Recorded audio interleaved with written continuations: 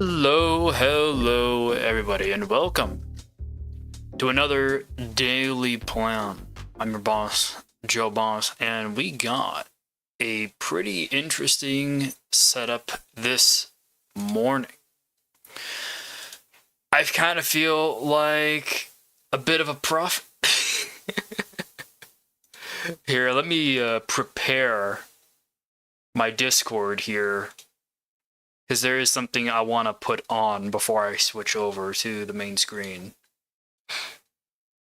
There we go. And let me actually just triple check. I sent out the announcement. Yep, all good.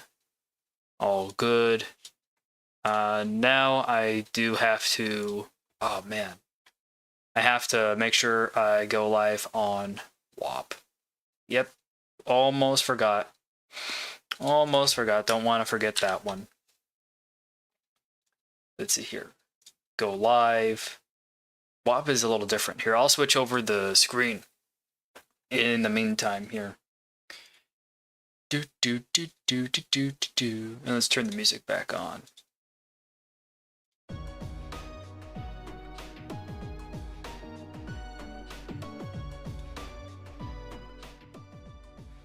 Okay. Let's get that WAP thingy all set up.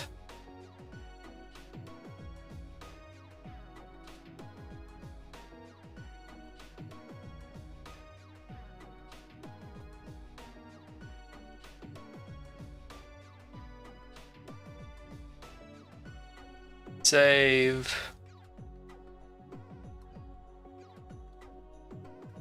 And go.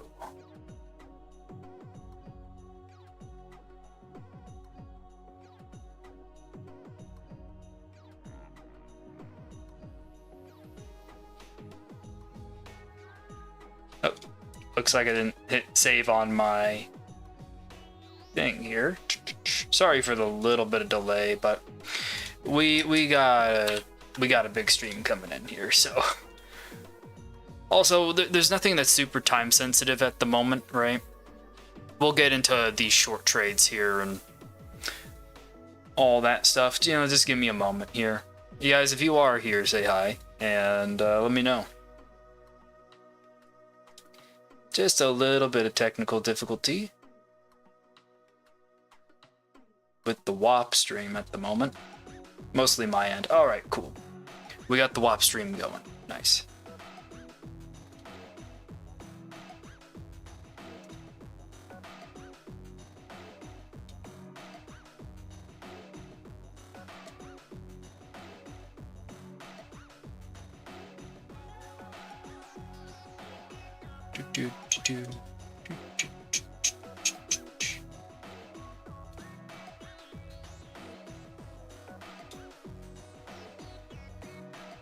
Man, I wish there was an easy way to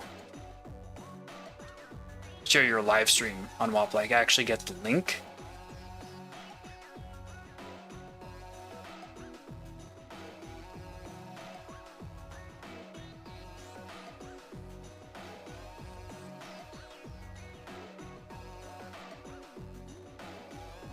Uh-oh, I'm starting the stream in the wrong spot. Oh no.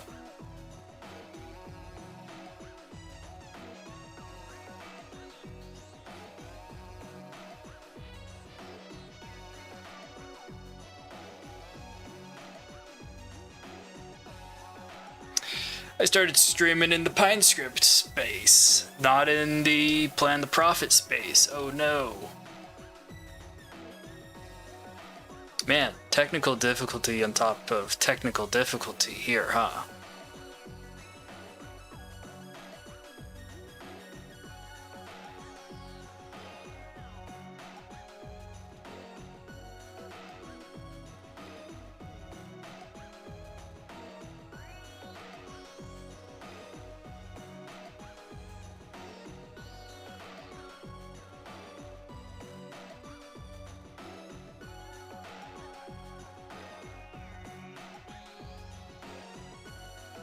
All right, let's get that going. At least we got some nice music here.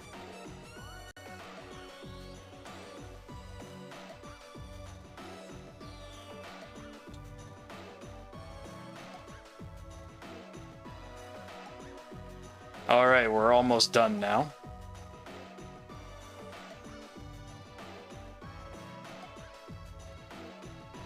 And everything should be set now on Wapend.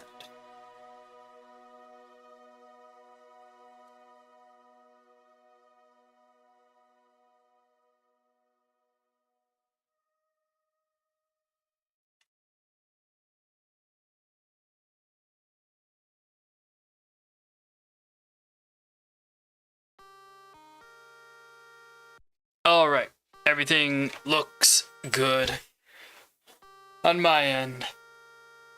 We got the disc cap, we got the Eurodollar, we got all of our news, right? We got all of our stuff to watch and check out and read. It's gonna be a good day. So, what was it that I was saying that was the prophetic thing? That was the, oh man, I'm a mind reader thing. Alright, well, let's bring out the Discord here. So this is the Plan the Profit Discord. Oh, let me real quick just bring that dude back up to here. If I could, real quick. .com.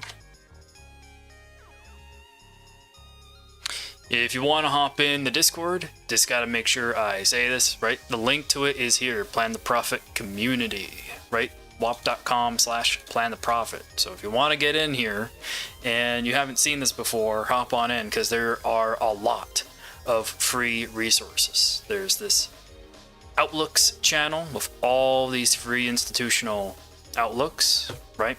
You click on them, you agree to their discretion, right? Whatever prompts that they give you. And then there's also the research forum where we look at geopolitical events. We had Cyclone Alfred in Australia, so we've been watching up on any of the news related to that. The federal election in Canada is heating up. That's one of the topics for today's stream. And then we have a trades forum where you can suggest trade ideas, trade logs, trade results, stream topics in a longer form content than just, hey, let's post one or two things into the text chat, right?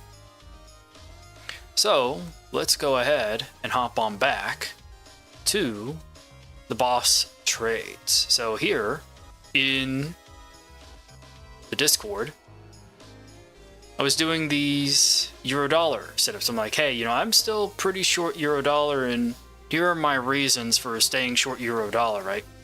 All right, so long U.S. employment stays at current levels and U.S. inflation continues to increase, stay around 3%, the Fed is definitely expected to stay on hold. With that said, on the flip side for the ECB, I don't think that the new fiscal stimulus will be enough to produce as much growth as is currently being hyped up, and we're getting already deep into it. But if you're not familiar with this kind of stuff and I start spouting out about fiscal stimulus and geopolitical stuff and and you're wondering how the hell this helps you actually make any money with trading, the answer is simple. The more you learn about the world, the better at trading you get. So if you don't know that there's a major political event that's happening next week, guess what? Political events don't show up on your economic calendar. At least 99% of the time, they don't. So when you look at an economic calendar and you don't see an incredibly important event on the calendar because it's a political event, you still have exposure to that event, whether you know it or don't. And to a lot of people, that should be very scary, frankly, who hear that for the first time. Oh my God, I have all this risk, you're saying, by not following what's going on in the politics of the countries I have exposure to, of assets that have exposure to those politics. Yeah, that's how it works. So it's very important to know, okay, how does the current government and the current politics want to change the fiscal policy, right? How the government spends money in XYZ country, and how is that going to impact the assets that are based in that country or have exposure to that country? That's a very, very, very basic thing to understand. And then understanding how there's a relationship between one country's fiscal policy and another country's fiscal policy, the same thing with relative monetary policies, can help dramatically, once you understand those relationships and the expectations going forward for those relationships, it becomes so much easier to understand why some people have high uncertainty about XYZ event, and it allows you to do deeper research into those expectations. But that's kind of what I've done here, and that I do very frequently in my own trading group. I try and look at the expectations that people are setting, and if I feel like I can contribute or do some kind of analysis that could help in understanding those expectations better, I'm going to give what I think about that in my own trade log. And again, these aren't signals. This is just my trade log. This is where I put my ideas and my trades. All right? This isn't the signal room, right? There's other people posting their trades in the trade log who are in the trading group. So let's continue here. I don't think that the new fiscal stimulus is enough to produce as much growth as is currently being hyped up. And we'll see if the ECB comments over the coming weeks reflect that view or not. If the ECB forecasts significantly higher GDP due to this, this is supposed to be, first off, a €500 billion stimulus that gets effectively voted on this week. And then on the 18th, we're getting another vote for whether or not we'll get like a multi-trillion-dollar stimulus with Germany's debt brake being amended to be more loose. And by $1 trillion, I mean multi-trillions in euros. I think it's like 4 or 5 trillion in stimulus it would effectively be, right? If the ECB forecasts significantly higher GDP due to mostly that stimulus measure, the debt brake one, and still plans on cutting rates, then euro should continue to appreciate as investors acquire the currency to get exposure to European investments, right? That makes sense. But I got my eyes on euro dollar here. We'll go back to the chart in a second. I'm going to watch this meeting closely, I said, which is tomorrow. The U.S. delegation meets the Ukrainians in Saudi Arabia for peace deals. That was on the topics for today. And we have a news article on that we'll be getting to. So I created this small bearish expectation. You can see I have timestamps here. And if we actually go to the chart real quick, you can actually see the expectation right here. Yes, hello, kitty cat. The cat woke up and now she wants some pets. Aw. Yes. Yes, awesome. Good cat. Alrighty, let's keep on going here. So it might be on the harder side to see. So I'm going to, real quick, hide the chart and hide the timing dots and hide all the indicators. But that is the thing that I drew timestamps, right? That's the date and that's the actual time in my local time zone that I drew the damn thing. So from there, I was expecting what? I was expecting sub 1081 around New York open. Not totally sure if it'll get hit, but I'd sure like it to happen. I'd sure like it to happen. And then I was rereading this in my head, and then very, very late at night, you can see I posted this at like 1 a.m.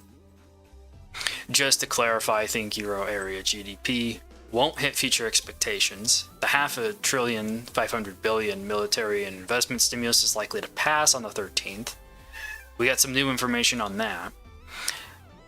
But it's only 50 billion euro a year, spread over 10 years. That's the investment. So if you think you can build up your military for $50 billion a year, you know, every single country in the world is going to want to talk to you about how you're doing that kind of investment, right? To do a really, because the US did hundreds of billions of dollars for Ukraine. Europe did $100 billion for Ukraine.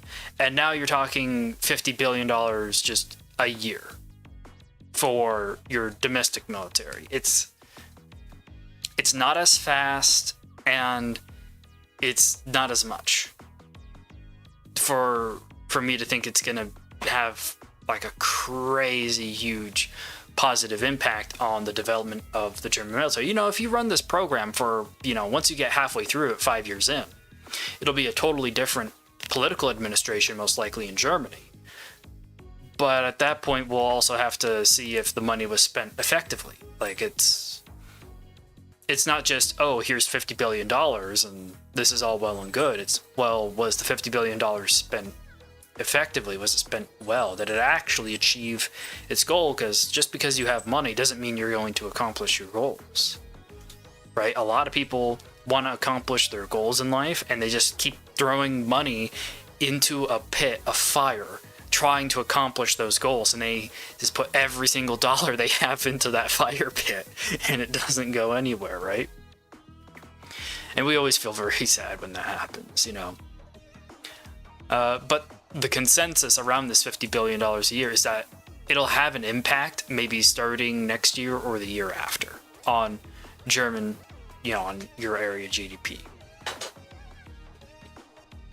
Yeah, the cat likes to make a lot of noise. All right, let me take the cat out of the room here.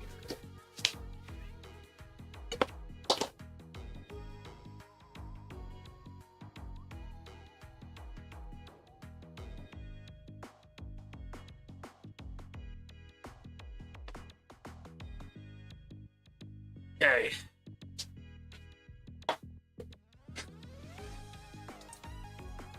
I don't usually share my trade logs like this, but I feel particularly vindicated, and most of this information is stuff that I've typed up in the last like 24 hours. So I'm like, you know, let me just show people, right, what goes on in the trading group, right? Because man, oh man, would I like to have more people to do trade research with. We have a couple of very active members who are doing trade research, who are programming with me, you know, doing PineScript with me. But Lord knows, we actually could use more people who are proactive in doing trade research and who want to learn how to do this kind of stuff like I am. Like what I'm doing here, this is absolutely learnable. You know, you're not born with this innate gift to just do all this kind of analysis. You have to learn it, and either learn it on your own or be taught. And I make it very easy to learn, to on-ramp this stuff. Now, don't get me wrong, it's a lot of information, and you have to be, you know, literate in English, right? I got a lot of people who can hardly speak basic English try and join the trading group, and they're like, this is way too hard. And I'm like, well, that's because you need to be able to read better. Not to make fun of those guys. They're really trying, and some of those people have tried extraordinarily hard. I mean, for like months and months and months to try and get better, but their reading comprehension really got in their way. So, you know, if English isn't your first language, you know, if it's not even your second language, right? You know, it's like your third or your fourth language, and you really struggle with reading and speaking English, it's going to be harder for you to do all this trade research. It is, because most of the financial media that's out there, it's in English. Most of it is. So that's usually the number one like pitfall that I find for guys who join the trading group. You know, some people say, "Oh, the indicators are too complicated," or "Man, this is a lot of research. I don't have time for that." I'm like, well, you know, do you want to get results, right? Do you actually want to try and get better here? Because getting results takes quite a lot of work. It takes some dedication. You know, either you put in a little bit of time every week to learning a bit more about the world, so then you understand the risks to different assets, and learning a little bit every week to, you know, hang out with me in the trading group and go over trade plans, double checking that you're interpreting the charts with these indicators over here correctly, right? Because I walk people through one-on-one how to use these indicators, right? I don't just hand you the indicators and say, go at bat. I'm like, okay, now that you have the indicators, let's set up a time, and I'll show you how I interpret these things, so then you can duplicate that. The primary goal is to make people autonomous in their trading. Because if I have to send you signals every single time something moves for an asset I'm not trading or particularly interested in, I'd rather you have all the tools and knowledge you need to make those determinations on your own. And the point when you really know you're good is when you send me a chart of a trade plan you have, and I look at the chart and I'm like, oh yeah, I would also do exactly the same thing you're doing based off what I see here. You'd be surprised how many people in the trade group literally, I mean, it's been a stereotype in my trade group for years. Because we use more statistically based indicators, everyone is looking at the same thing at the same time, you doing the same interpretation. It's not like a lot of TA systems where you can, you know, oh, there's one general system of this type of TA, and then there's like 3 or 4 derivatives of how you can change the rules. It's like, no, dude, there's the only differences that occur in the trading group is based on how we interpret political, monetary, and fiscal situations, right? It's like, oh, I think this event isn't good for that country politically, and it's going to lead to more fiscal stimulus. And then another guy says, well, based on the polls that I'm seeing and the poly market odds, it doesn't seem like that's going to happen. It seems like this guy's going to win the political race, put in some austerity measures, and then the central bank's going to have to cut rates. Right? That's a lot more useful of a debate than is this support or resistance line over here, you know, faltering or whatnot. If I could, let's see, can I get the, yes, I got the hotkeys for the, right?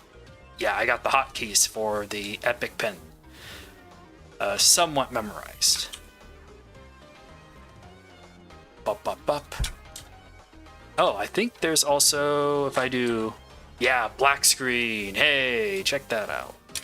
And then this should be, yeah, this changes the colors. Just a little bit of a tangent, right? And oh man, that feels so cool. Not having to click over to the side on the Epic Pen, just actually knowing what the shortcuts are off by hand. Oh, it's whenever I'm on a round, I'm gonna be able to move so quickly. Like, okay, immediately draw something, right? No more like, okay, I need to pull up, you know, MS Paint, or I need to go to a website, or I need to pull something off to the side. I can just go, right? Bam. Draw, you know.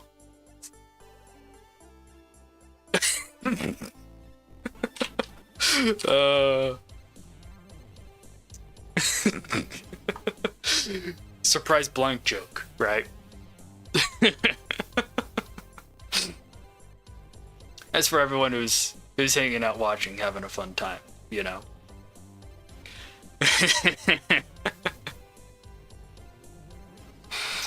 Oh man. Anyways, let's get back to this. Oh yeah, this is the quote-unquote prophetic part. The big deal, the German debt brake adjustment, which requires a 2/3 majority in the Bundestag to approve the stimulus, has a decent shot of not actually passing if the Greens and other parties, specifically Die Linke, the left, aren't given concessions, i.e. bribes that they'll get some new money aimed at accomplishing their own political goals too. And then to back this up, I went ahead and I went on X and I found some good commentary. This guy, Valentin, I'm so glad I looked this up and found him. I really like Valentin's commentary.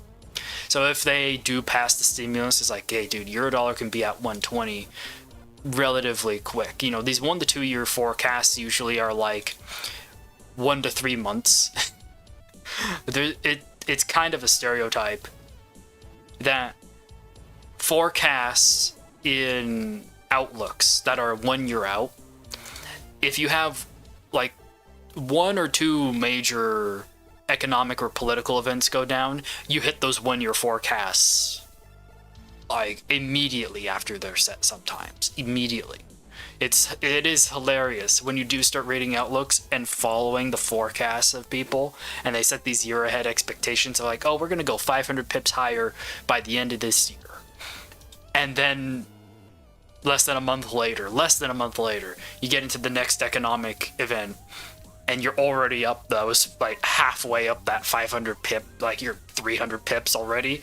You're just 200 pips off from their yearly forecast, and they're like, oh man, we need to maybe change our expectations, right? And that's one illustration of what I mean when I say trading is about the change in expectations. You get new information, things move, now you have to update your expectations again based on the new information. So it's critically important you understand how people currently are setting their expectations, so then you know how to update your expectations going into the future by immediately, and the faster you can do this, the faster you can interpret new information and how it changes what people were expecting going into that event, going into whatever new information came out, the faster you can update your expectations accurately. And by accurately, I mean in a way that anticipates how markets are going to move specifically, then guess what? That makes money, right? If you can anticipate how a set of new information is going to move markets and get exposure as quickly as you can to that, that's how a lot of people make their fortune trading, right? So a lot of people who have never put an indicator on their chart have made a fortune trading. But you know, there's way more. It'd be kind of hard nowadays to find someone who does that exclusively. In all seriousness, in my opinion, it'd be very hard to find someone who does that exclusively, who does no indicators and nothing else, no fundamentals, right? No technicals. They just are effectively news, right? Don't get me wrong. I know there are probably robots that do that, and a handful of guys, but I'm just pointing out that most people aren't trading that kind of strategy, right?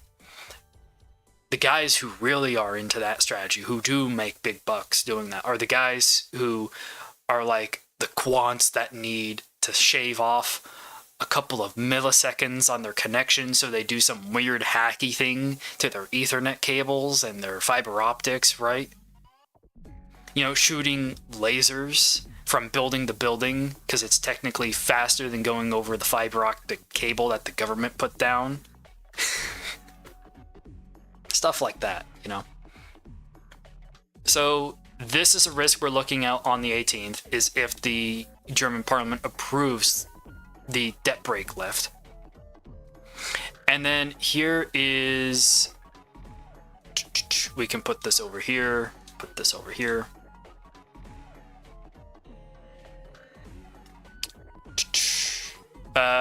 Has it to do with the debt brake constitution change, requires 66% vote. The CDU and SPD together need the support of other parties like the Greens.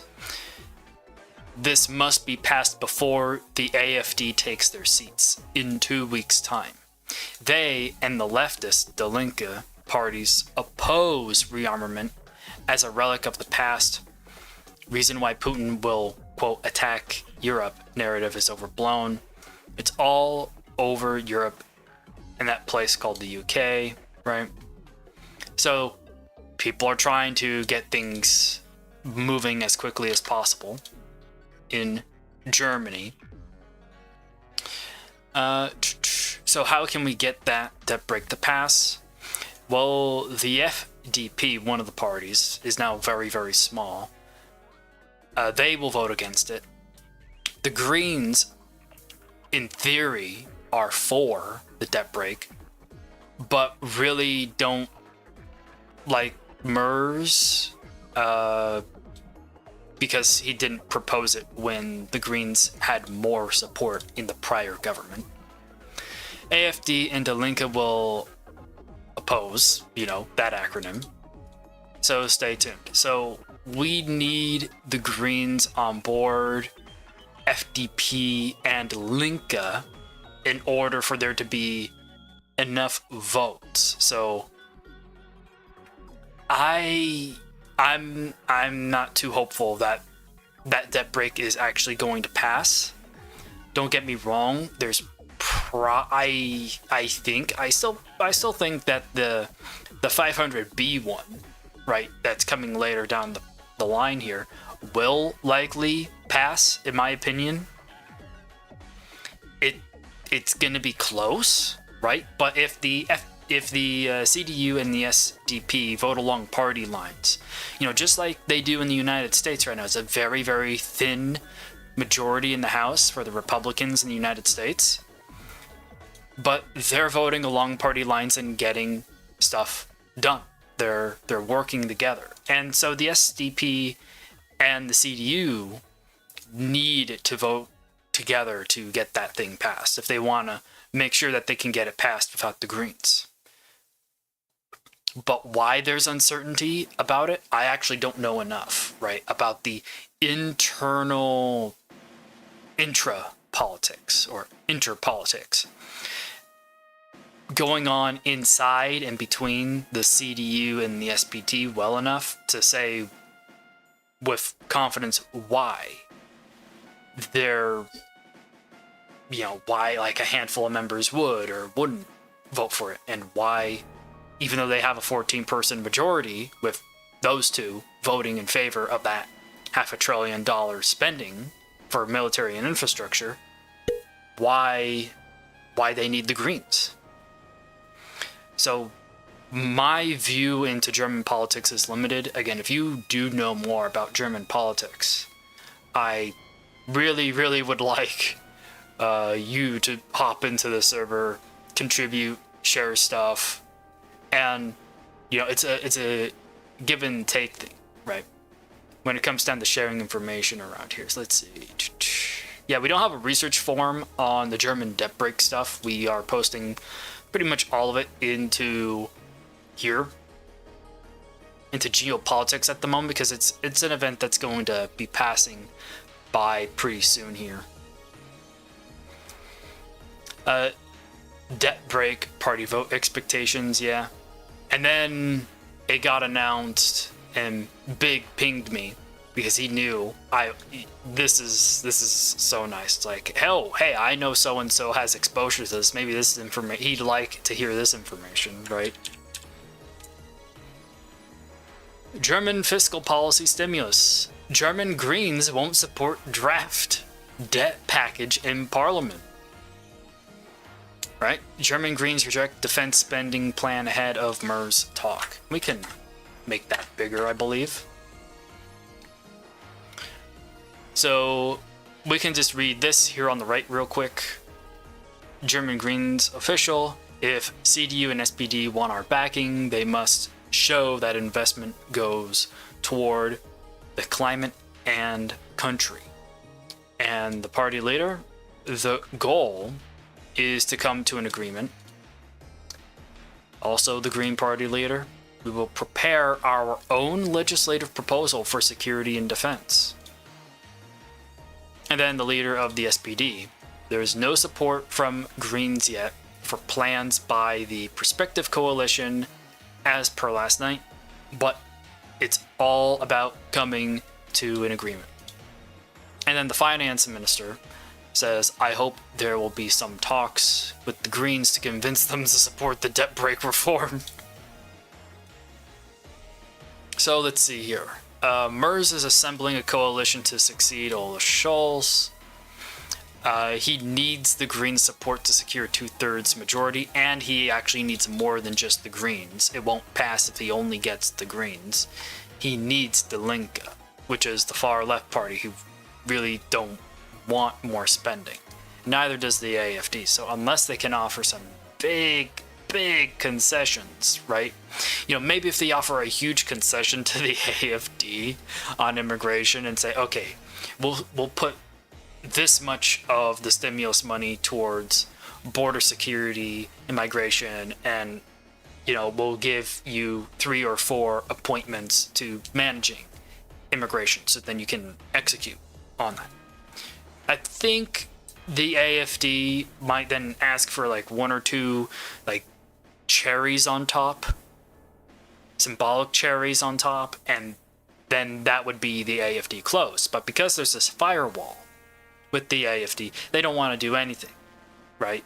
They don't want to support the AFDs in any way. So that kind of hope is just totally off the table, like not happening. I don't know enough about Die Linke to know what they would theoretically like to demand, but it seems like they need the SPD and the CDU in order to get this debt break passed. They need the Greens and Die Linke.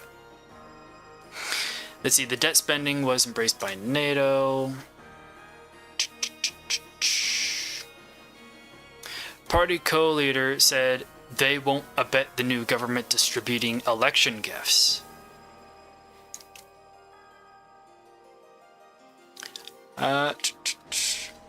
They met with the Greens. Merz was caught off by the Greens' hard no, but still sees scope for a last-minute agreement, a CDU official said. An official in the SPD also said a clean deal could be made this week, and the Greens were raising the price by flexing political muscle. Both spoke on condition of anonymity as talks proceed behind closed doors. So that seems to be all the useful information here. I want to get into Mark Carney, but we have this one thing here about Ukraine.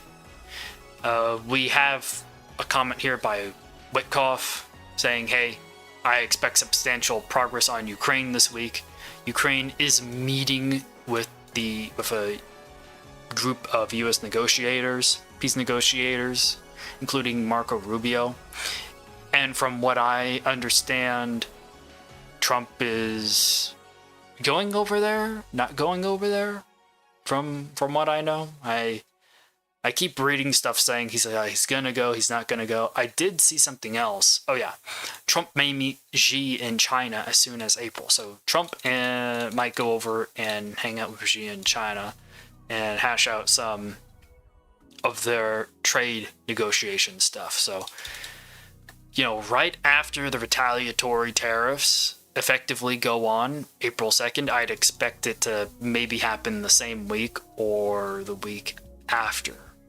And then Trump will meet with Xi and get the tariffs down. Effectively, Trump will put on the retaliatory tariffs. The tariffs will be kind of crazy at first, but they'll only be on for effectively a week.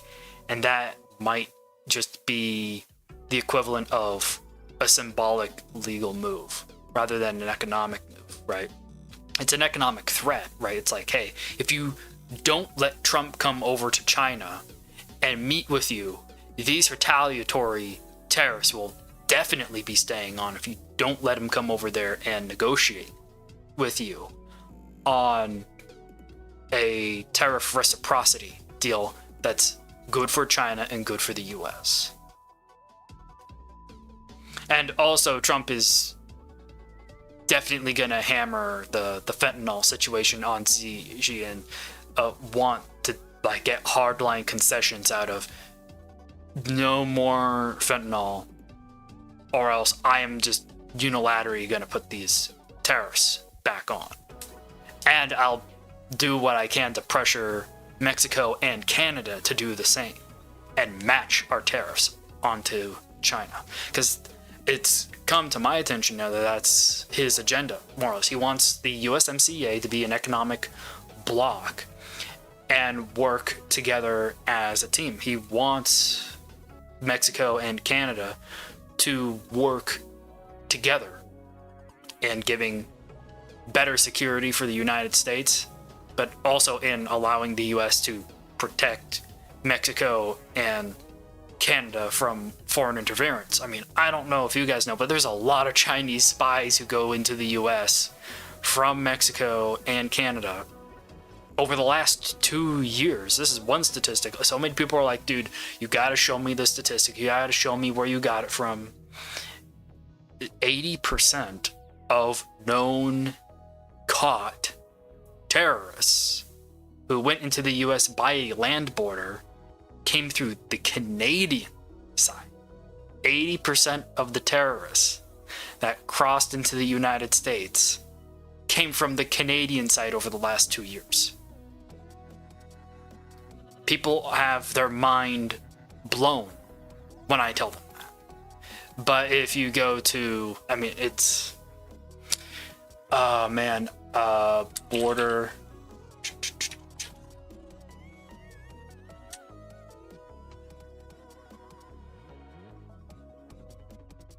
Okay, thank God. I'm able to pull it up right here. People are always very skeptical when I say that. Are you sure, Joe? It's 80%. Yeah, see, terrorist screening data set encounters. Fiscal year 2024, fiscal year 2023. Scroll down. Here's the total number of terrorists. And if you scroll away here, northern border, which is Canada's southern border, southwest border, which is Mexico. I mean, you could also technically say it's, 2024, 2023, 2022, right? Most of the terrorists that the U.S. border security has actually caught and found, it's been a lot, right? It's been a lot. I'm not sure if this is exactly 80%, but definitely here and here for these last 2 years, it's 80% of the terrorists over the last 2 years have come through the Canadian side. Yeah. And you can see there's actually been a bump so this was end of Trump, right? This was this year of Trump. What happened here? But it was 50-50. Man, a lot of terrorists got in during 2019. And then it got cut off immediately in 2020, COVID, right? And it got cut off again 2021. And then it started picking up. But it's like back here, it was pretty evenly split between Canada and Mexico. And then post-COVID, except for 2021, it's just all Canada. Mostly, like, super majority Canada, right? And don't get me wrong, these aren't huge numbers, but this is what we know of. And the general rule of thumb is you want to create a distribution off this data set so you can try and estimate, okay, of the people we do catch, let's now talk to some experts and get an estimate of people who are actually on the ground and at the border looking at and estimating the gotaways, who are the experts at the border, the actual agents, and what are their estimates, what are their expert estimates on how many of these guys are actually crossing the border. And believe it or not, those guys, if they've been on border security, border patrol for 10, 20 years, they're going to have a pretty good idea of what goes on. They're gonna. So, not to get into you know, that kind of stuff too much. It's a good segue though to go into Canada, man. What a crazy segue that is, man. I should mention this, right? Japan's trade minister to meet with Letnick on Monday. That'll be interesting to see if, I don't know, maybe the trade minister announces some new trade proposal or whatever with the US. I don't know, we'll see. Real quick, I'm just gonna check Financial Juice, and we're going to check the charts real quick. Oh man, it's bounced back. So this dump right here, this was the greens saying we're not doing anything, and then we had this bounce back. I don't know why we had this bounce back on that kind of news, and then it fell down again.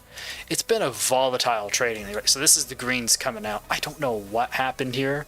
Maybe it was some good economic data, but it seems like as long as the stimulus actually passing is in question, this is now fadeable, now that the information is actually out there. You can see I've been taking shots on the short side for Lord knows how long, right? The last couple of days here. Let's see, since the 6th of March. So for the last 4 days, I've been on the shorter side. Because I wasn't expecting the stimulus to pass, because I had enough information about, okay, this is what I know about the German political situation, the fiscal situation. I'm going to stick with this expectation of staying net short, right? I'm going to try and fade this, and we'll see if that ultimately pans out, right? You know, I wasn't expecting the greens to be so hard, right? And you can see this is where I posted, oh, here I added, right? I really didn't expect this news to jump, right? And then Besant, I don't know where I saw this, but Besant put out a comment saying, oh, all these negative GDP estimates for the US, really, we're not expecting such a negative estimate to come through.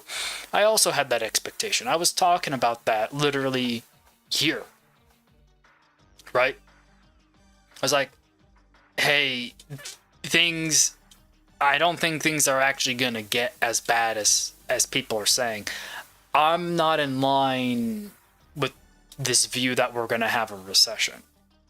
Like, it doesn't, because a lot of those recession expectations are based on the tariffs being put on in full force, when in reality these tariffs are real threats, but other countries are willing to come to the table and negotiate to bring those down. And it's in the situation that we have yet to have when they are not going to come to the table. Maybe we'll see with Canada shortly here. Ontario Premier, if the US escalates, I will not hesitate to shut off electricity completely to US houses that are paying to it. Wow. See how threatening that is? Yeah, that's you know, if the Canadian Liberals think that their way to winning the next federal election in Canada is to alienate, is to demonize the Americans, to demonize Trump, I mean, they're going to lose. Because my theory is, if they get into a trade war or a policy spat with Trump, what'll end up happening is Trump will just steamroll them. Trump will put on the tariffs. Trump will do insano stuff. You know, things that we haven't even talked about yet. You know, oh, you have oil coming through. We'll turn off we'll turn off our end of the pipeline for the oil that goes through the United States via pipeline. We'll just turn the pipelines off until you turn the electricity back on. Right?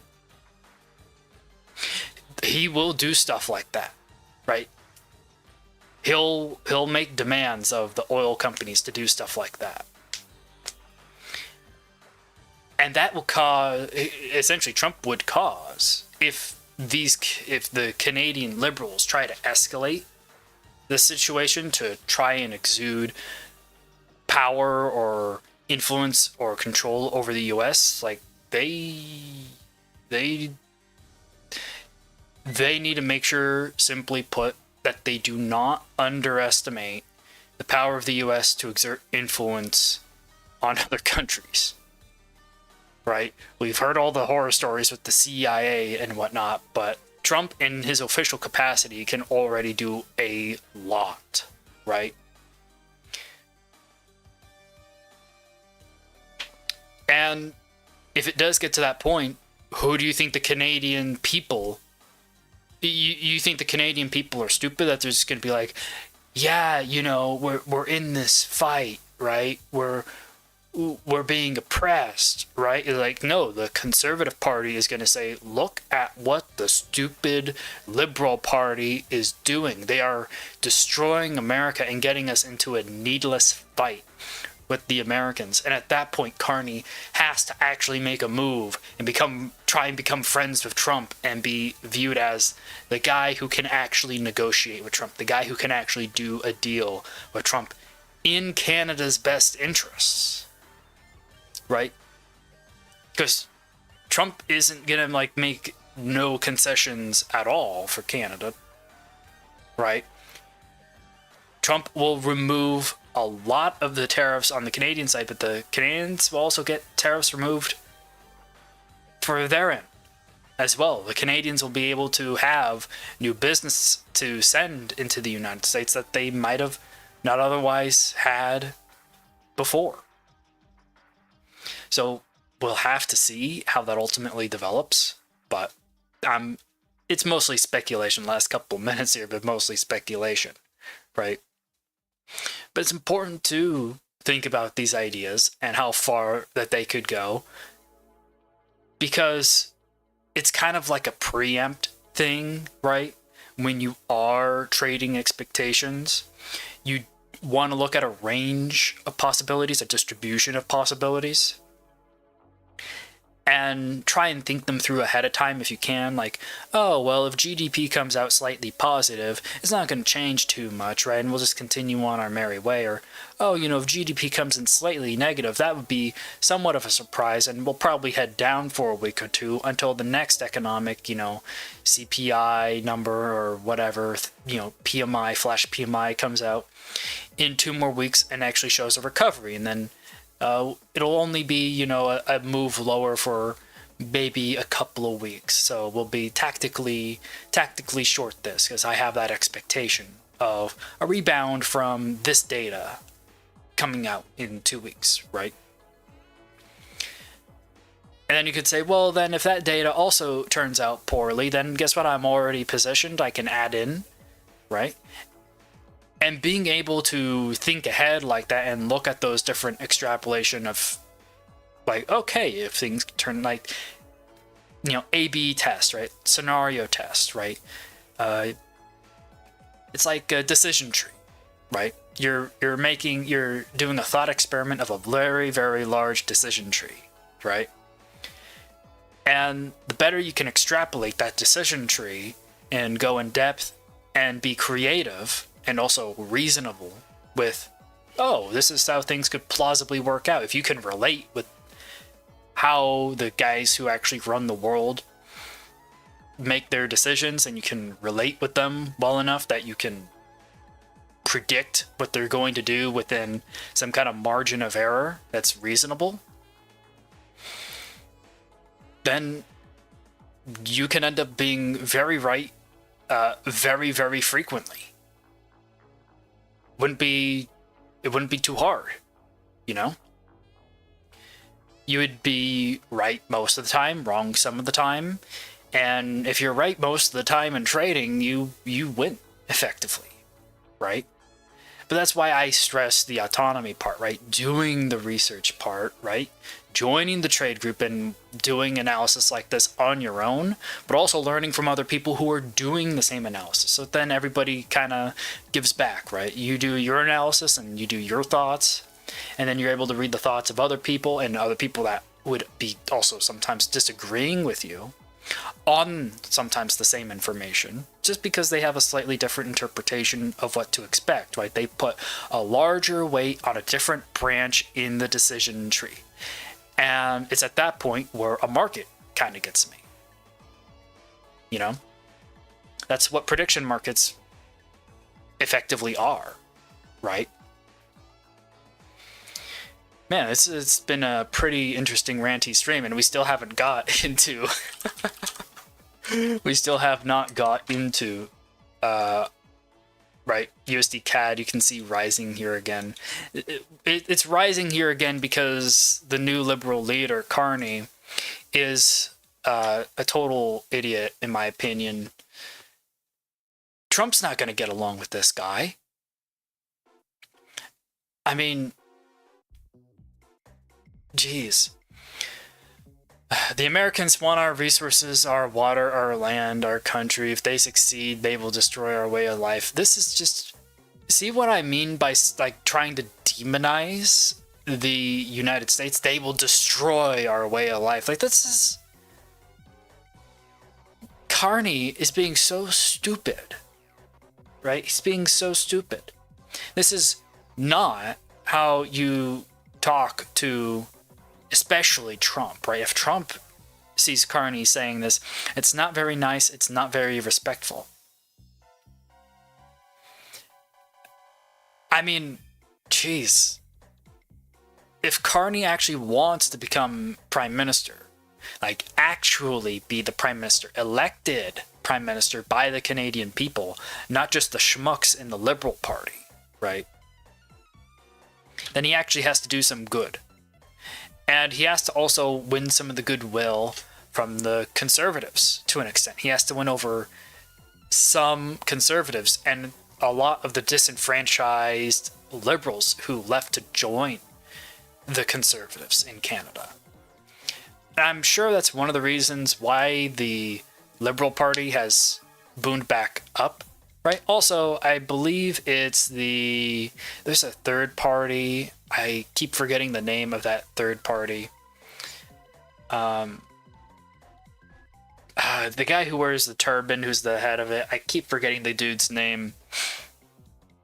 He's got a kind of funny name.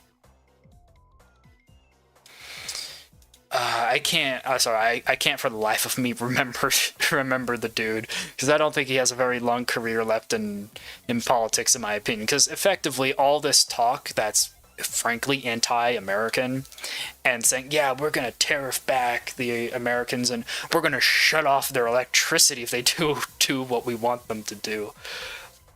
That actually has been quite attractive to these more far leftists in that party that I'm forgetting the name of.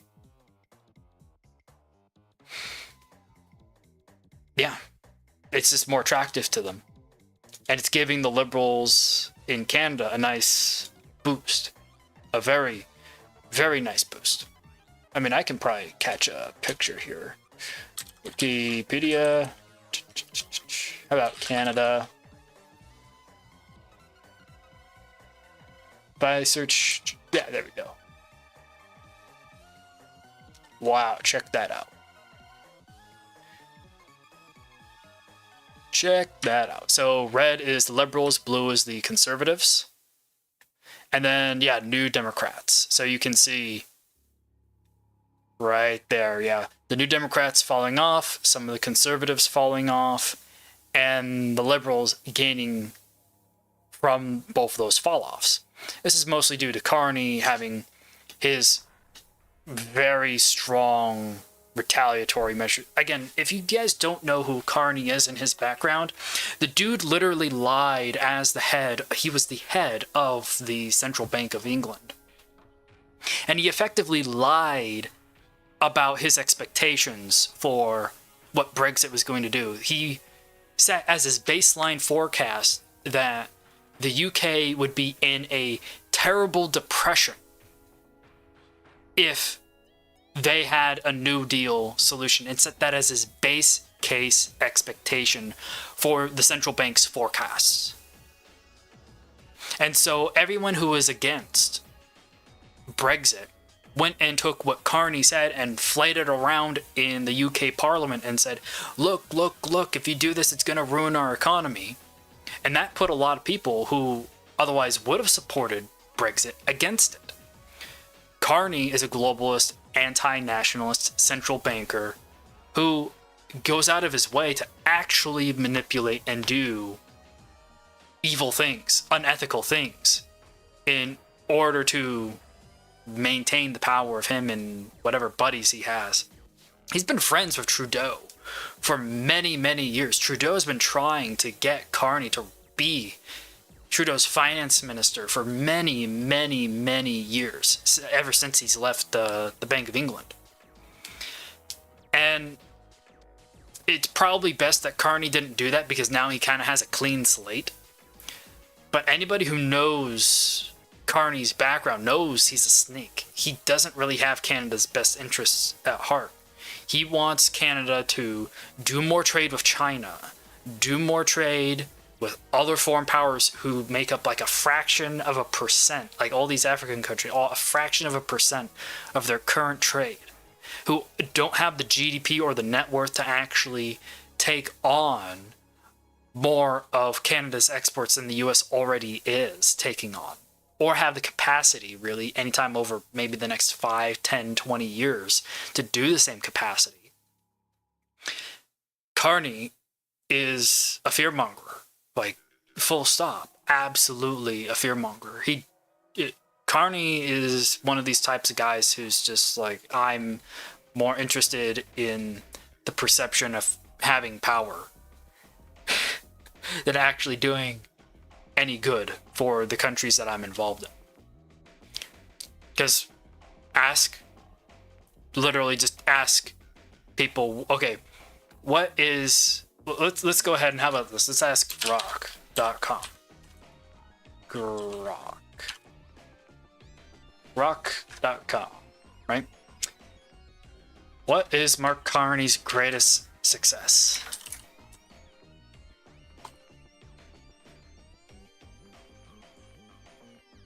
Let's see. What does it come up with here? I'm genuinely curious. Maybe it's something really great.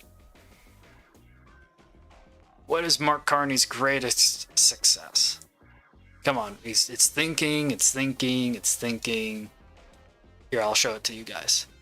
Grok was on a...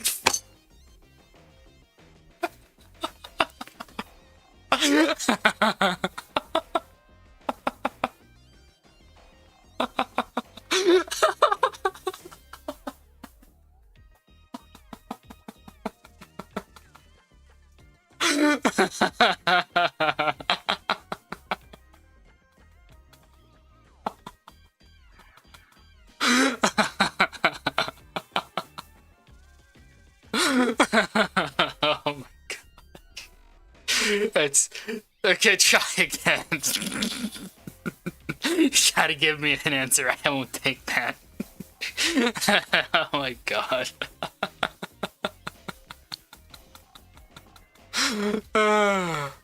Oh my god.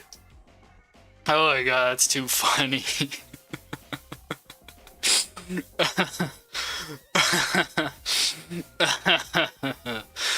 Oh my god, dude.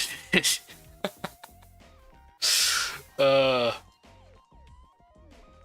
my god, okay, let's close that. To lead Canada through US trade war. Maybe lead Canada to a US trade war. Wait, reconnecting?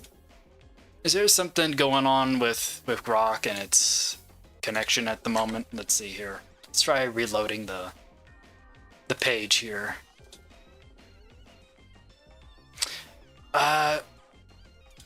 Greatest, how about we put the word in front of it, career.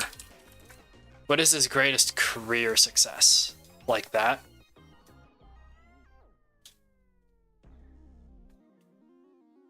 Wonder why it's taking so long. I didn't have think mode on. I don't know, let's try it with think on. Oh, nope. Okay, it's printing something, but it's printing kind of slow. Oh my god, it's saying that it's his tenure at the Bank of England. From 2013 to 2020. Oh my god, dude. That was like a free ride, though. 2013 is after all the worst stuff of the great financial crisis was already handled, right? 2008 was the worst of it. 2009, 2010, 2011, 2012, like effectively first year of Obama was mostly the recovery, and then second year Obama was when all the woke stuff came through. So he actually was coming in right when all the woke stuff was coming through on the US end and coming through internationally and whatnot. So I mean, culturally through that time period, not so great. Ah, man, why is Grok having such a hard time? I don't know, let's try ChatGPT. Chat GPT.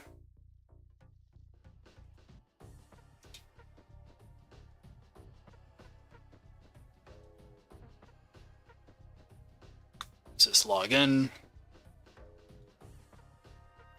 Grok is taking quite a while here.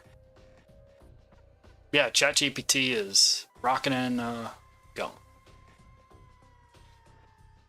Yeah, Governor of the Bank of Canada, right? During the Great Financial Crisis. Well, he was appointed after the crisis began, right? Carney helped Canada emerge relatively unscathed from the crisis. Canada was the only G7 country to avoid a government bailout of its banks. Isn't that more of a fiscal decision than it is the Bank of Canada's decision? I don't think we can really attribute that to Carney. All Carney had to do is set interest rates effectively to zero, strengthening the Bank of England post-crisis. Led major reforms, including forward guidance on interest rates, quantitative easing measures, and preparing the financial system for Brexit.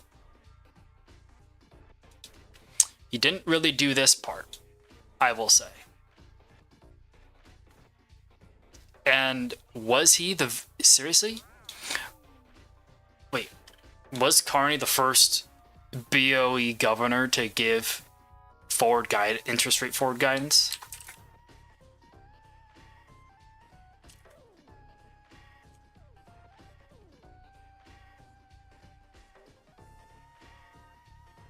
That can't be true. What? No. That's kind of hard to believe.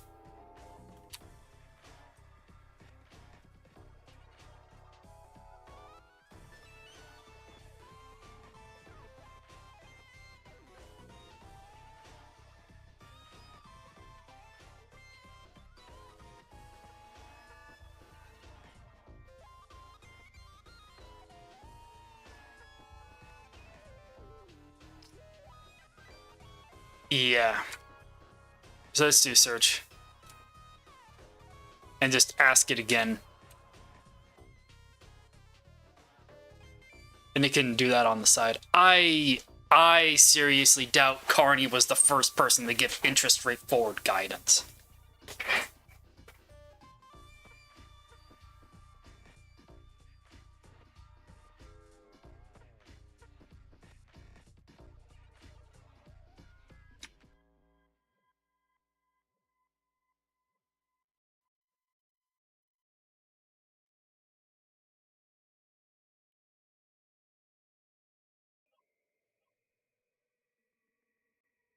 In the event, the new policy forward guidance was fluffed, but for reasons outside of Carney's control.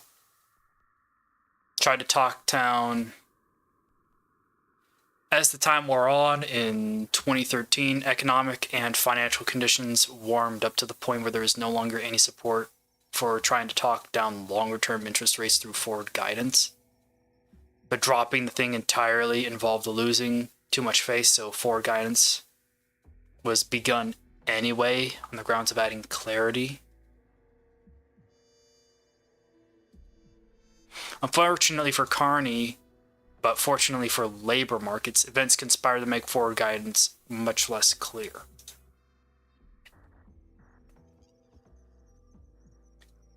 Oh man. Yeah, I have to say I genuinely do appreciate being a trader in the modern era of central banking, because if I go to X and then I go to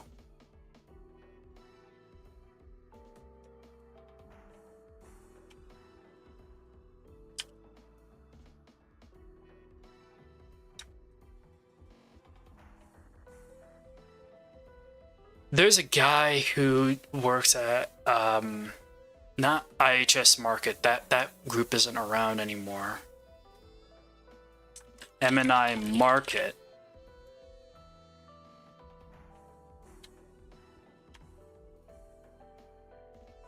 Let's see here. MNI Market.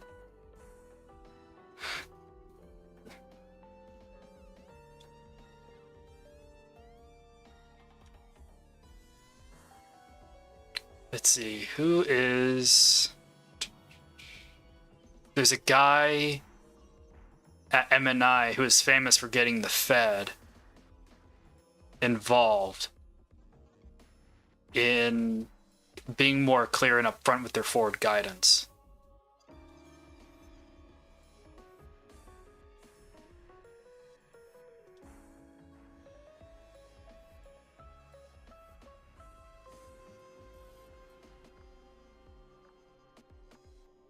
That's their leadership team, analysts. I think it's a correspondent, right?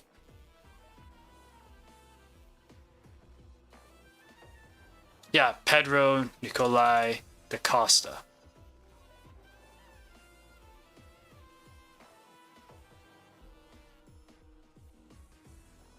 Yeah. Here we go. This man single-handedly, I'm very, very happy to be trading in the modern day.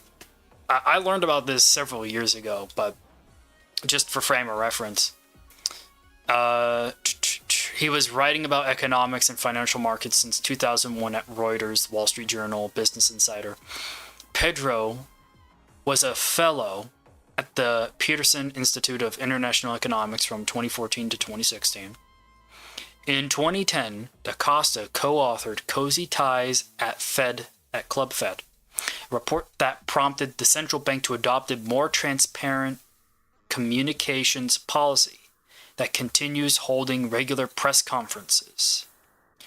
His reporting on the failure of some academic economists to disclose financial industry ties resulted in the American Economic Association's adoption of a new code of conduct. Both articles received journalism awards. This guy is very, very important in the history of Fed policy. Let's see here. Cozy Ties at Club Fed. You'll never see people bring this stuff up in other trading streams, guys. You'll never see other people bring this stuff up in other trading streams.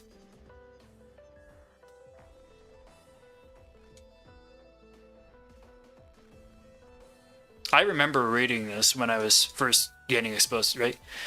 Cozying up to the big investors at Club Fed. Should the Federal Reserve parcel out details that can move markets? Ties that bind the Federal Reserve, the U.S. Central Bank, is not known for its communication skills, but when it comes to former Fed officials, the information can flow quite freely. Big investors are also privy to some of its secrets.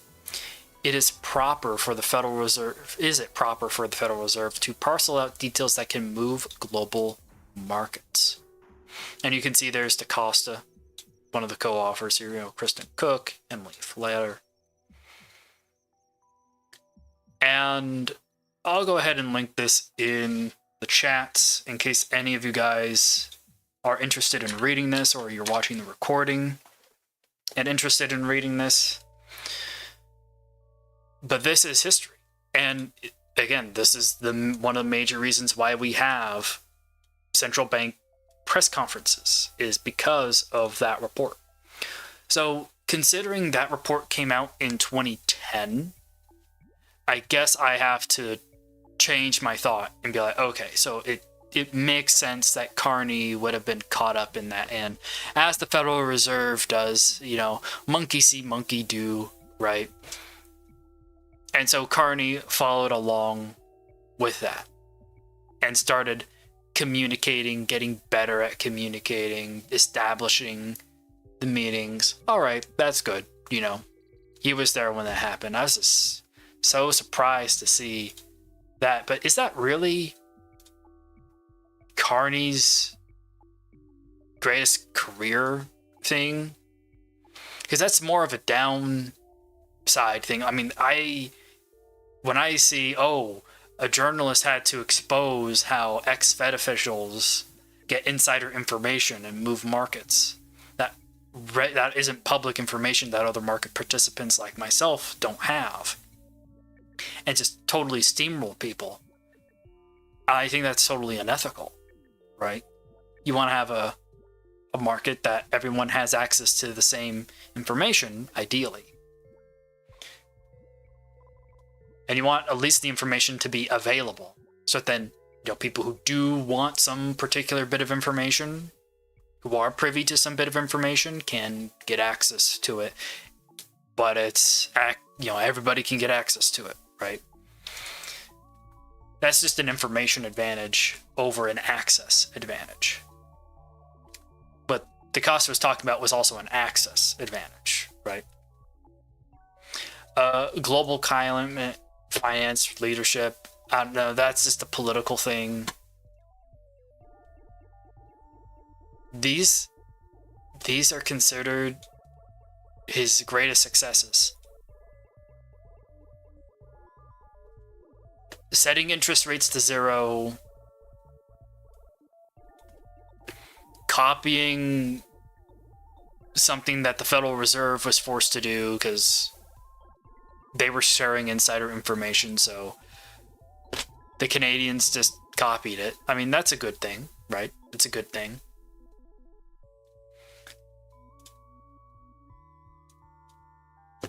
I mean, he did hold those policy conferences then for 7 years, so, all right, good on Carney for one thing. He held central bank meetings for 7 years. That's nothing really to scoff at. Doing that for 7 years ain't the easiest thing in the world. But then again, that's also all during Trudeau's leadership. So you can see, Trudeau is a very big fan of him and how he was running the central bank. So he's like, hey, why don't you come work for me and be my finance minister, right?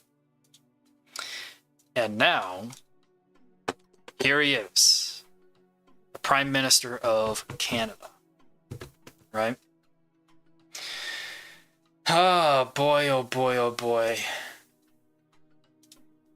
I really, really went off this stream, huh?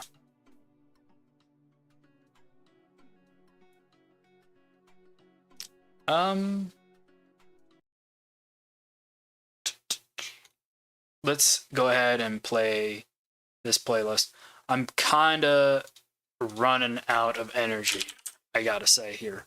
It's been a pretty good stream, I'd say. It's been a pretty good stream. So nothing happening here on this front. Yeah, nothing crazy. Let's go back to Dollar CAD. Finish up these couple of news articles. What's going on with the lag there? That's dumb. Let's go ahead and finish up these news articles, right? We got that. And I thought I told this thing to play.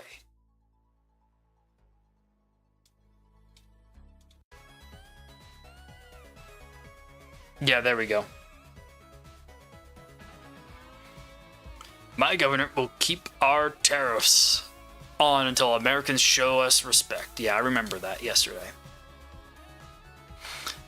Ontario, the most populous of 10 provinces, is due to announce on Monday that it's imposing a 25% surcharge on electricity exports to New York, Michigan, and Minnesota. Well, hopefully Trump comes to the rescue there and says, okay, you need oil for that, right? Well, any oil that goes back into Canada through any of the pipelines you have here, we're going to also give you surcharges on that. So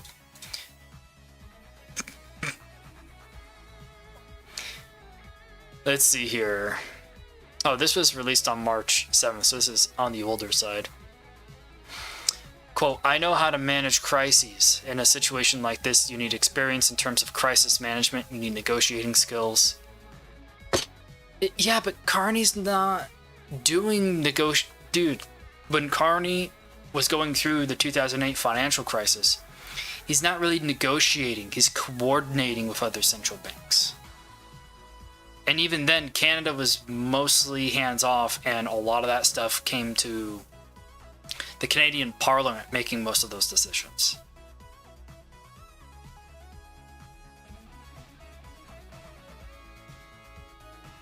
No, not to say that Carney couldn't do these negotiations, but the way he's starting off with these negotiations, right?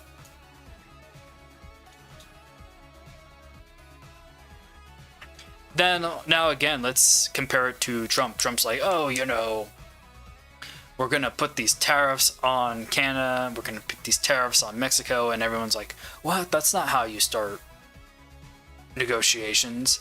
And it's like, well, these negotiations have never been done before. A lot of these people, a lot of these world leaders are quite meek and slow. This is pressure to get them to act and take the issues and the grievances of the United States with urgency. Because these aren't grievances that are like, oh, for the last couple of years, this has been a problem. Like, no, for the last decade at least, a lot of these issues have been a serious and significant problem. And they need to be fixed as soon as possible. So Trump's putting urgency behind them. This kind of response on the other end should just be, you know, we're going to defend Canada, we're going to protect Canada, and I'm going to find Canada a good deal, right? Even after Trump says all these negative things about these other countries, he still says, we're going to make new deals with China. We're going to make new deals. We're going to make great deals. And it's going to be good for us, and it's going to be good for them. We're going to do a win-win deal, right? He doesn't always do it, but he frequently buttresses his tariff threats and his trade negotiation threats with, oh, you know, in the end, we'll get things to work out. And I think doing a deal for them would be good and in their best interests. But if they don't want to do a deal, that's fine too. We can go down this route as well. This is just being a dick, right? This is, you know, the whole situation of, if you want to deliver bad news to someone, sometimes you give them a bit of good news first, a compliment, and then you put, it's a bullshit sandwich, right? You say something nice, you say your bullshit, and then you say something nice again, right? You give them a bullshit sandwich, right? And Trump knows how to make the best sandwiches. Makes you feel fantastic while you eat it. This is just the bullshit. There's nothing nice here. Oh, man. Alrighty. Hello, sophomore. Nice to see you. Nice to see you. Yeah, not too many people hop in. That's also your first time chat. Yeah, not too many people hop into these streams. These streams are still quite small. Oh, man, we're doing research here like no other trader does, man. We're doing good stuff. We're having a fun time. I don't know how things will ultimately turn out with these streams, how when they'll pop off or when they won't. But I'm going to keep doing them every day because I find them to be fun. It's also a good way to kind of sharpen the speaking skills, get back into that. Good way to sharpen some of the research skills, communication skills, get back into that. Also, it's a very, very, very good way of promoting the trade group and all that stuff. The indicators and the whatnot. Speaking of which, I do want to point this out. Check that out. Here's the top. Oh, hold on. Why am I doing that? I know how to use shortcuts for this stuff, right? So here's the top for the trading day. And this indicator, this red one right here, if I could, real quick, I believe it's 3. Here is our red distribution. And this is the distribution of where tops for the trading day usually come in. So you can see we have a peak here, and a weaker peak right there.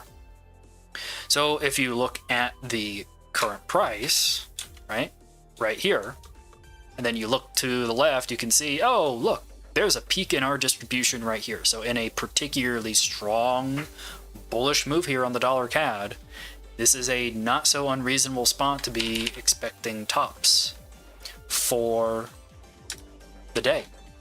Not so unreasonable. So now it's a matter of, okay, why would I expect the high to come up here? That's where, frankly, having stuff like financial juice really comes in handy.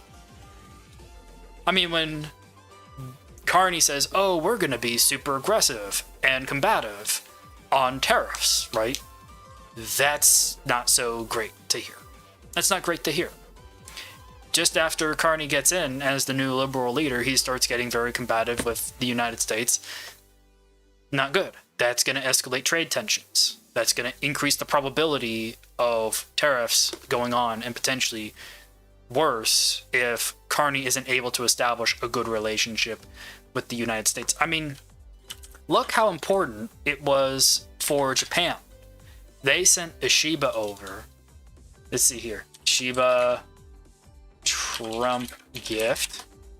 If I look up images,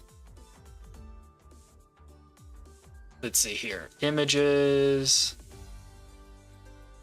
Just look at this thing. Let's see here.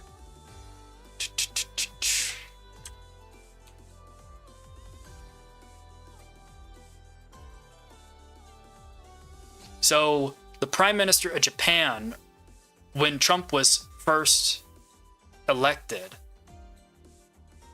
and got into office, right, when he was officially sworn in, the Prime Minister of Japan, let's see here, view image, Prime Minister of Japan went over to the United States and gave Trump a golden samurai helmet. There were 2 requirements for this helmet as a gift. It has to be wearable, and it has to be made of as much gold as possible. What a great gift, especially for a guy like Trump who loves gold, right? And it's very, very, very pretty. It's a very, very, very pretty thing. And there's better images of it. Let's see here. Wow. Yeah. Check that thing out. Look how cool that looks. Yeah, I mean, it's definitely very expensive. And it's very, very, very pretty. So Ishiba comes over, and it's very important that Ishiba does well with his relationship with Trump, because if you know anything about Japanese politics, let me tell you, if Ishiba didn't get the support and the goodwill of Trump, he probably would have, he would have had a much harder time winning Senate seats in the upcoming House of Councilors election for Japan's upper house later this year. But now that he's got that support, it's very, very likely that Ishiba, the LDP, and the KMT are going to be able to maintain their control in the next election. However, the opposing parties are doing a lot of strategizing. So that's, in my view, it's still kind of 50-50 whether or not that's actually going to be the case. We're going to have to see how smart the other parties are at strategizing and trying to kick out the LDP and the KMT, how effective they are at strategizing over the next few months, because that election's coming in July, right? But the bonus, the help from Trump, right, the good relationship there is going to help the current prime minister of Japan to maintain his power. Now, take that into account with Carney. The dude's not, don't get me, he's prime minister. He is prime minister. But there's an election this year in Canada. And if Carney has a terrible relationship with Trump and gets Canada into a trade war, it's going to end up with Poilievre being the guy who gets it. Poilievre is absolutely going to demolish Carney if Carney starts a trade war with Trump. It's that simple. The opposition will take control in Canada if Carney cannot control his globalist liberal tendencies to try and to one up the actual adult in the room, right?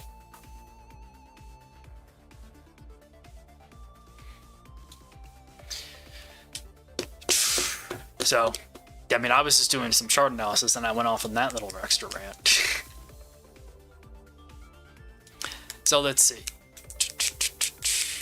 What else can we look at? Oh yeah, we can check out the timing dots. Let's look at the low end and see what the forecasts were.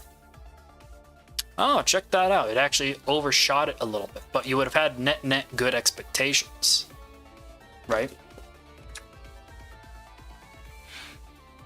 There's your low. Here's our box that we searched to find similar lows on the day. And if we hide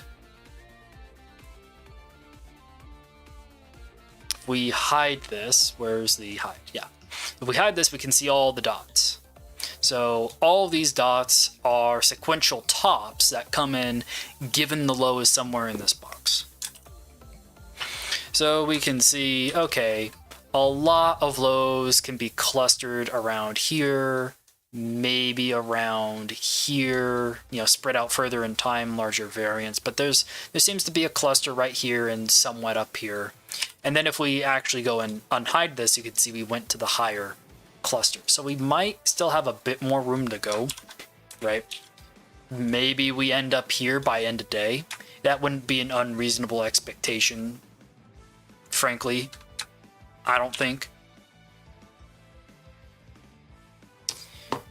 But yeah, it's very, very nice being able to have a couple of indicators that can help set some consistent expectations on price and time, and then get probabilities on that as well. And then being in an actual trading group, a free trading group, don't get me wrong, right? There's a paid section here, right? There's the link and everything that's pinned and all that. All that's well and good. And again, yeah, sure, this trading group is paid, but all this stuff here, all these institutional outlooks, all this stuff is free in the Discord. All these research forums on geopolitical events, look, Canadian federal election, this is all the stuff we're talking about, right? All the stuff I'm talking about gets posted in here. We were watching Cyclone Alfred hitting Australia, seeing if it's going to be a huge dent, if it's going to end up moving the Australian federal election, which is just right around the corner, right? Here's the thread on the Australian federal election, and everyone talking about how this cyclone could potentially move the election date, right? Here's a whole thread on just the Trump tariffs and all the updates on the Trump tariffs, right? Here's the Trump Watch, the most followed thread in the entire research forum on this server. We have a Trump RSS bot that cross posts all of Trump's posts from Truth Social. And we post the live streams in here as well. If I scroll up far enough, because these are all his Truth Social posts just in the last couple of days, right? It's very important. And then this is optional. This Trump RSS role, that's here in the channels and roles. You just go all the way down here, right? That gives you a role to get pinged every time there's a new post here, right? Then there's extra stuff here. And yeah, live at the Crypto Summit, live at the Oval Office, and you get pings for that too. Incredibly, incredibly helpful, because so frequently during the first Trump administration especially, I would get caught off guard by Trump posting a tweet or speaking at the Oval Office saying something that went totally against my position, and not this time around. Hell no.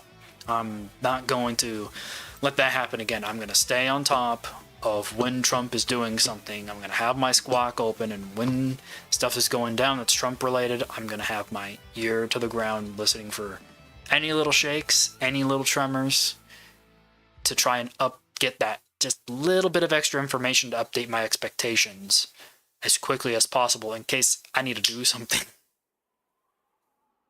Which, it's a very different philosophy than what you'll hear on most trading streams, frankly.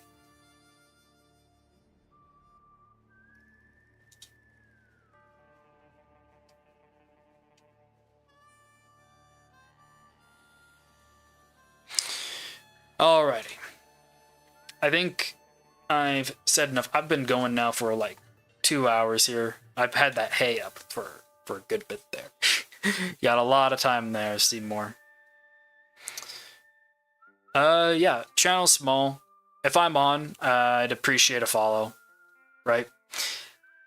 Anything to help out the small guys. I got a lot of energy and a lot of ideas for projects, and I got a couple of other streams also coming up tomorrow during more active trading sessions. This is a much later stream than I usually do. Most of my streams are like 3 or 4, at this point, 5 hours earlier in the day.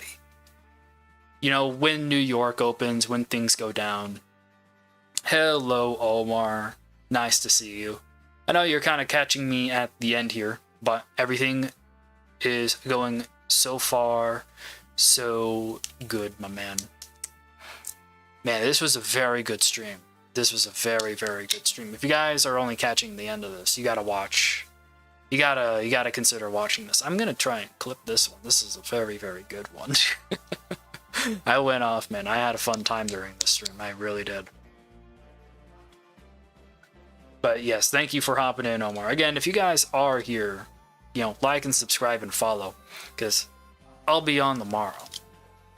And yes. With that all said, I'll encourage you guys to watch the VOD on YouTube. And I'll see you all in a bit.